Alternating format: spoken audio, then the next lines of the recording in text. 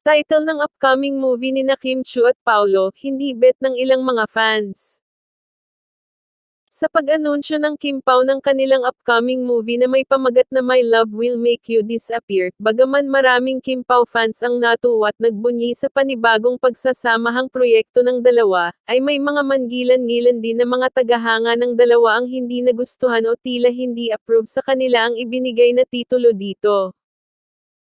Sana gumawa sila ng movie na pinag-isipan, hindi yung kaya lang sila gumawa para sa Kim Pao supporters, fan ako, kaso lang sana i-upgrade nila ang paggawa ng movie at 2024 na kahit next year ipalabas, basta pinag-isipan, hindi yung basta lang makagawa ng movie. I don't care kung may relation man or wala, ang gusto kong tignan yung quality niya, hindi yung basta lang may ginawa na movie for the sake of the fans. ABS-CBN Film Productions Inc. Star Cinema, please lang para worth it sa ticket, baka naman old story na naman yan.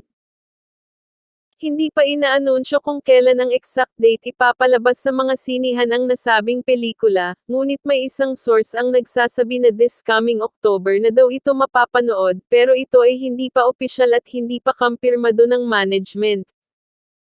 May mga komento at reaksyon din na sinasabi na sana ay huwag itong isabay o idikit sa showing ng pelikula nina Alden Richards at Catherine Bernardo na Hello Love Again na parehong produce ng ABS-CBN Star Cinema. Request pa ng marami ay sana daw ay huwag itong madaliin na basta lang masabi na pelikula para maganda umano ang kwento ng kanilang mapanood. Narito naman ang mga komento ng solid fans ng Kim Pao. Kung di nyo bet ang title ng first movie ng Kim Pao, di kayo solid Kim Pao fans, kahit ano pang title yan panoorin natin dahil love natin sila, baka maganda yan higit sa iyong inaasahan. Hindi naman yan importante kung ano nga title, ang importante yung takbo ng kwento ng movie, kasi ang Kim Pao lang talaga sapat na para sa akin.